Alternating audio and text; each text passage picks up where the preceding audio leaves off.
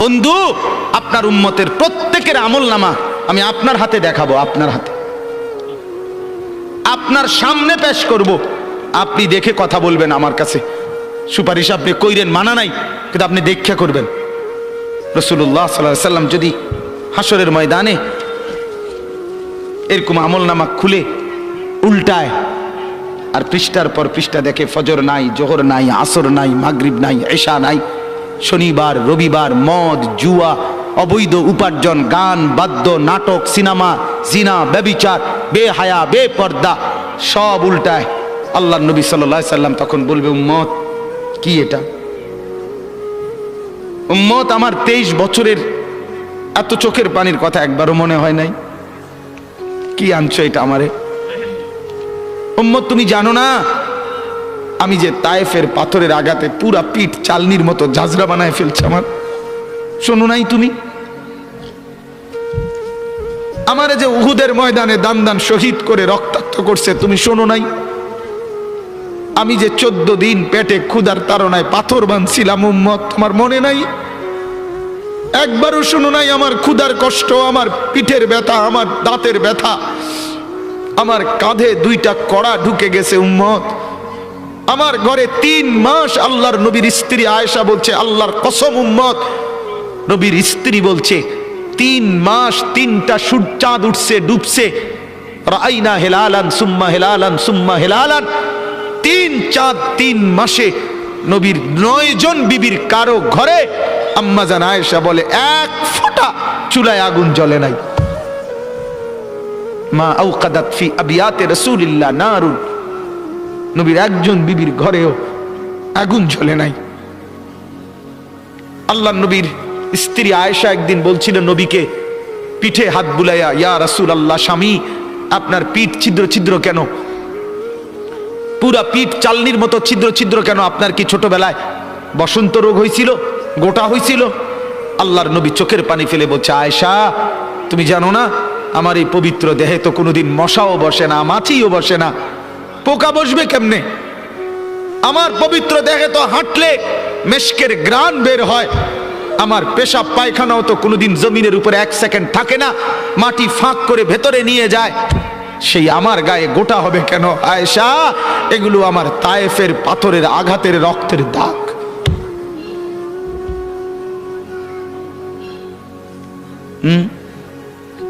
বলো না বাপ, কিছুই মনে হইল না? এভাবে ভুলে গেলেন, ভুলে গেলেন?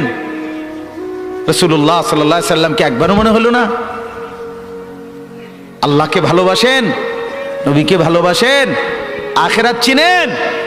এই বাপ, আমি আপনাদের সন্তান, আমার বাবা আপনাদের মহল্লায় 43 বছর এই বড় মসজিদের ইমাম ছিলেন, 1 দিন 2 দিন না। আমি এই মাটিতে বড় হওয়া ছেলে, এই প্রাইমারি স্কুলের ছেলে, এখানেই বড় হয়েছি। এরা সব আমার আপনজন। আমি আমার আপনজনদেরকেই শক্ত করে বললাম, আমি যদি কারো ভাতিজা হই, আপনি আমার চাচা, আমি চাই আমার চাচা যেন হয় জান্নাতি। আমি যদি কারো নাতি হই, আপনি আমার দাদা, আমি চাই আমার দাদা যেন হয় জান্নাতি। আমি যদি কারো ভাই হই, বন্ধু, তো আমি চাই ভাই 2 ভাই মিলে একসাথে হই জান্নাতি। আল্লাহ তোমাকেও তৌফিক দেন, আমাকেও তৌফিক দেন। দোয়া করি বাপ, দোয়াও চাই। জিন্দগি বদলান যুবক, জিন্দগি বদলাও। দিবা নিশির ফিকির আমার, জিন্দগি চেঞ্জ করেন, জীবন চেঞ্জ করেন। ফজরের নামাজে অভ্যস্ত হন। আল্লাহর কসম বন্ধু, ফজরের নামাজ যে পড়বে না, সে ইমাম মাহাদিকে খুঁজে পাবে না, সে দাজ্জালের অন্তর্ভুক্ত হবে। এটা হাদিস। মাহাদি পাবে না, দাজ্জালের অন্তর্ভুক্ত হবে। এই সমস্ত মাথার সেলুন কাটিং চুল, যেগুলো উঁচা, সামনে বড় বড় চুল, এদিকে চুল নাই, এদিকে চুল নাই, সব দাজ্জালের চুল। বিশ্বাস করো, একেবারে পরিষ্কার হাদিস, মুসলিম শরীফের হাদিস। আল্লাহর নবী বলছে, দাজ্জাল হবে শাবুন কাতাতুন, দাজ্জাল হবে যুবক, আর দাজ্জালের চুল হবে এলোমেলো। এই জন্য দুশ্মন এটাকে জনপ্রিয় করে দিছে। এদিকে নাই, এদিকে নাই, ওইদিকে নাই, এখান দিয়ে নাই, এখান দিয়ে ফেলায় দিছো, ওইখান দিয়ে উঁচা করে রাখছো, সামনে দিয়ে ঝাঁকড়া বানায় রাখছো। কি করছো বাপ? কোনোদিন জিজ্ঞাসা করলা না এটা কার থেকে নিলা? কি এটা, এটা কি মডেল নিলা? সেলুন থেকে বুঝি মানুষে মডেল নেয়, নাফিদ বুঝি ডিজাইনার হয়? হ্যাঁ, এটা বুঝি একটা রুচি হলো? হ্যাঁ, কি পড়লা বন্ধু? এত বাংলা, এত অঙ্ক, এত ইংরেজি বই, এত পদার্থ, এত অপদার্থ, এত জীববিজ্ঞান, এত জড় বিজ্ঞান, এত কিছু কই গেল? এরপরে সব থুইয়া নাফিতের থেকে গিয়া ডিজাইন আনলা। কথা বলেন না কেন? নাফিদ থেকে কেন ডিজাইন আনলেন? নাফিদ কেন সাজাই দিবে মুসলমানকে? মুসলমানকে সাজাবে তো রাসূলুল্লাহ সাল্লাল্লাহু আলাইহি ওয়াসাল্লাম। এক সাহাবী বলছেন, নবী কেমন ছিল জানো? যার সারা অঙ্গ একসাথে দেখলে সবচেয়ে সুন্দর, প্রতি অঙ্গ আলাদা আলাদা দেখলেও সবচেয়ে সুন্দর। আরেকজনকে বলছে, আপনি বলেন তো। আরেক সাহাবী বলছে, আমি বলি যে নবী ছিলেন এমন যাকে একবার দেখলে আবার দেখতে মন চায়, দ্বিতীয়বার দেখলে প্রথমবারের চাইতে আরো সুন্দর মনে হয়। যত তারে দেখি তত সুন্দরই লাগে। তিনি ছিলেন এমন। আল্লাহ তাআলা মেরাজে, এই যে এই মাস, 7 আসমানের উপরে আরশে আজিমে আল্লাহ তাআলা নবীকে নিয়ে গেলেন। যখন আরশের উপরে আল্লাহ তাআলা রাসূল সাল্লাল্লাহু আলাইহি সাল্লামকে দাঁড় করাইলেন, এইবার আল্লাহ বললেন, বন্ধু কোনানে আনছি জানেন? আপনি জানেন কোথায় আনছি আপনারে? কয় যে আপনি যখন ছোটবেলায় জন্ম নিছেন, ছোট্টবেলায় ফেরেশতাদেরকে বলছিলাম, ফেরেশতারা আমার বন্ধুকে কোলে নাও, নিয়া আমার সৃষ্টির পূর্ব থেকে পশ্চিম পুরা দিগন্ত ঘুরাও, আমার গোটা সৃষ্টিকে বলো যে তারা যেন দেখে বন্ধু আমি কেমন বানাইলাম। দেখো, দেখ আসমান দেখো, জমিন দেখো, বন্ধু আমি কেমন বানাইলাম। নাক দেখো, চোখ দেখো, ঠোঁট দেখো, মুখের চাহনি দেখো, চেহারার রং দেখো, চোখের পলক দেখো। এরপরে আল্লাহ 7 আসমানে আরশে আজিমে নিয়ে এইবার আল্লাহ বললেন, বন্ধু সেদিন ছোট্টবেলায় কোলে আপনারে সবাই দেখছে, এবার সব কিছুর উপরে আইনা, উপরে শুধু আমি আল্লাহ, তার নিচেই আপনি। এবার আপনি দেখেন গোটা সৃষ্টি আমি কেমন বানাইলাম। ওই সময় ওরা দেখছে, এখন আপনি দেখেন, আপনি দেখেন। সুবহানাল্লাহ, এত বড় মর্যাদা সম্পন্ন রাসূল, তাকে ছেড়ে দিলেন, তাকে ত্যাগ করলেন। আল্লাহ আমাকেও বুঝ দান করেন, আমাদের প্রত্যেককে বুঝ দান করেন। শেষ কথা এটাই, আফালা তাদাক্কারুন।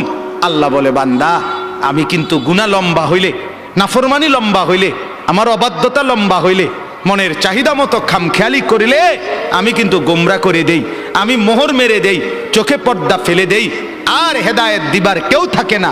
আফালা তাদাক্কারুন। আমার বান্দা উপদেশ কি নিবা না? উপদেশ গ্রহণ করবা না? তবুও তো বলেন আল্লাহকে, আল্লাহ আমরা উপদেশ নিলাম, আমরা আপনার নাফরমানি করব না, আপনার রাসূলের অবাধ্যতা করব না। যুবক ভাইয়া, নামাজ পড়েন, নামাজ পড়েন, 5 ওয়াক্ত নামাজ পড়েন। অশ্লীলতা উলঙ্গপনা থেকে, বেহায়াপনা থেকে ছুটেন। নারীর ফাঁদে পড়বেন না, নারীর পিছনে পড়বেন না, অনর্থক কোনো মেয়ের প্রেমে পড়বেন না। আল্লাহ তাআলাই হালাল ভাবে একজন উত্তম স্ত্রী আল্লাহ মিলায় দেবে ইনশাআল্লাহ। এটা কোরআন, এটা আল্লাহর ওয়াদা। বান্দা আমি তোকে বানিয়েছি, তোর জন্য যদি আমি এত উপকরণ তৈরি করি, তো একজন স্ত্রী তো তোর জন্য আমি বানাইছি। অতএব দয়া করে আমার বন্ধু, আমার জওয়ান অনেক ছেলে বসছেন, সবার কাছে অনুরোধ, আমরা 5 ওয়াক্ত নামাজ পড়ার নিয়ত করি, বলেন ইনশাআল্লাহ। সর্বশেষ কথা হলো, ওয়াকালু মা হিয়া ইল্লা হায়াতুনা দুনিয়া নামুতু ওয়া নাহইয়া ওয়া মা ইউহলিকুনা ইল্লা দাহর। আল্লাহ বলে, যখন আমি কাউরে গোমরা করে দেই, মোহর মেরে দেই, চোখে পর্দা ফেলে দেই, আল্লাহ বলে, হে তখন কে রুমে জানুনি? আল্লাহ কহে, হে ওই রুম। সে তখন বলে, জীবন কেবলই এই দুনিয়াটা, কারণ তার তো আর কি নাই, হে সাইড মনো নাই। কথা বুঝেন নাই? সে তখন বলে, জীবন কেবল এই দুনিয়ায়, নামুতু ওয়া নাহিয়া, আর কেউ মরবো কেউ বাঁচবো, ওমা ইউহলিকুনা ইলা দাহর, সময়ের আবর্তন, কালের আবর্তন, কেউ মরছে কেউ জীবিত হচ্ছে। এখানে আলাদা কোনো স্রষ্টা, আলাদা কোনো তৈরিকারী, এটা কিছু নাই। কালের আবর্তনে, সময়ের আবর্তনে কেউ মরবে কেউ বাঁচবে। সময়ের আবর্তনে প্রথমে বান্দর থাকবে, ধীরে ধীরে মানুষ হয়ে যাবে। বাহ বাহ বাহ বাহ। যখন আল্লাহ ভুলে যায়, আখেরাত ভুলে যায়, তখন আমি যে একটু আগে বলছি যে পরকাল ভুলে গেলে, আল্লাহ ভুলে গেলে নিজেকেই ভুলে যায়, তখন গিয়া বান্দরের জিগায়, বান্দরের কাছে গিয়া জিগায়, এই যে ভাই বান্দর, চাই দেখেন তো একটু আমারে চিনেননি? বান্দরে কয়, হ চিনছি তো, আপনি তো আমার লগে আসিলেন, আমরার লগে, আপনি হেনে গেলেন কা? কয় এটাই তো আমি জিগাইতে আইছি, আমি তো আসিলাম আপনার লগে, আমি ওনে গেলাম কা? নাউযুবিল্লাহ, নাউযুবিল্লাহ। অতএব কোরআন থেকে বঞ্চিত হলে আখিরাত মিলে না, পরকাল মিলে না, আল্লাহকে আর খুঁজে পাওয়া যায় না, নিজের অস্তিত্ব ভুলে যায়। আল্লাহ বলেন ওয়ামা লাহুম বিযালিকা মিন ইলম ইনহুম ইল্লা ইয়াযুন্নুন। আল্লাহ বলে মূলত এদের কোনো জ্ঞানই নাই, যারা দুনিয়াকে নিয়ে ব্যস্ত থাকে এরা মূর্খ, মূর্খ, নাদান, অজ্ঞ। ইনহুম ইল্লা ইয়াযুন্নুন, তারা নিজের খেয়াল খুশি মতো চলে, অনুসরণ করে, বলে।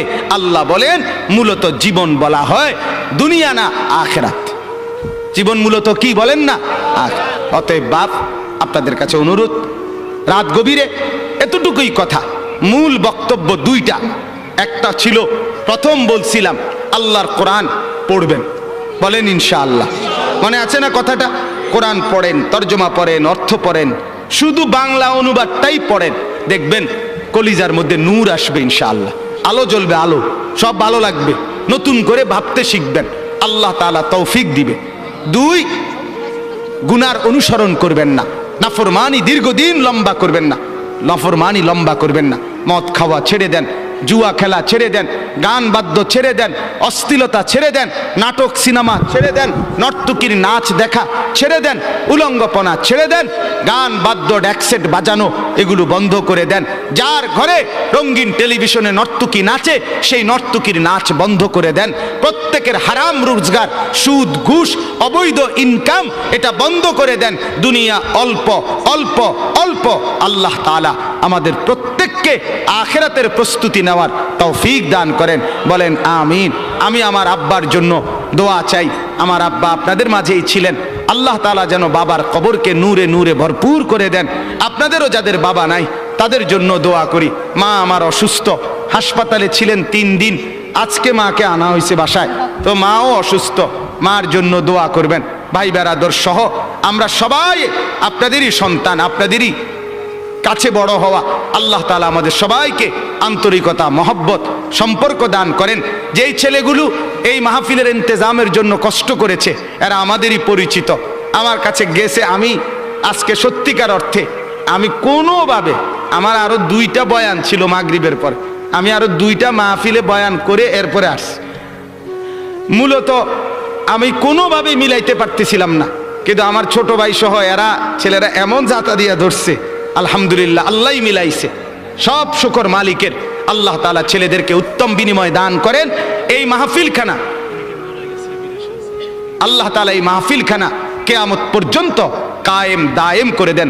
ছোট্ট পরিসরে কষ্ট হয়েছে অনেকের, বসতে দাঁড়াইয়া ছিলেন, আল্লাহ তাআলা প্রত্যেককে উত্তম বিনিময় দান করেন। হ্যাঁ, অনেকে ইন্তেকাল করেছে, প্রবাসে আছে, বিভিন্ন জন বিভিন্ন পেরেশানিতে দোয়া চাইছে। আমার এক বোন আমারে কিছুদিন বলছে আগে, এখনো বোন আছে বাসায়, তো বোন আমারে বলতেছে, ভাই এখনকার মানুষের 2 কথা সবসময় মনে রাখবি। আমি কই কি? এক, হয় ব্যস্ত নয় অসুস্থ। এই মেজোফা হয় ব্যস্ত নয় কি অসুস্থ। এই হলো বর্তমান মানুষের পরিচয়, হয় ব্যস্ত নয় অসুস্থ। আল্লাহ তাআলা আমাদের প্রত্যেককে ঈমান আমলের দৌলত দান করেন, সুস্থতার জীবন দান করেন। আমাদের শ্রদ্ধেয় আলহাজ হযরত সালামতুল্লাহ হাফেজ সাহেব দামাত বারাকাতুহুম, সেই আমার বাবা যাকে মহব্বত করতেন, আমরাও যাকে শ্রদ্ধা করি, মহব্বত করি, ছোটবেলায় মক্তবে পড়েছি হুজুরের কাছে। এবং আমার শ্রদ্ধেয় হাফেজ মুজিব সাহেব হুজুর অনেক অসুস্থ, সব সময় আমি কথা বলি হুজুরের সাথে, হুজুরের এলাকায়ও যাই মাহফিলে। আল্লাহ তাআলা যেন উনাকেও শিফা দান করে, সুস্থতা দান করে। আমার শ্রদ্ধেয় মাওলানা হাবিবুর রহমান আল ফরিদি, আল্লাহ তাআলা তাকেও যেন কবুল করে, উত্তম বিনিময় দান করে। আল্লাহ আপনাদের সবাইকে সুখে রাখুক, উত্তম বিনিময় দান করুক, আমিন।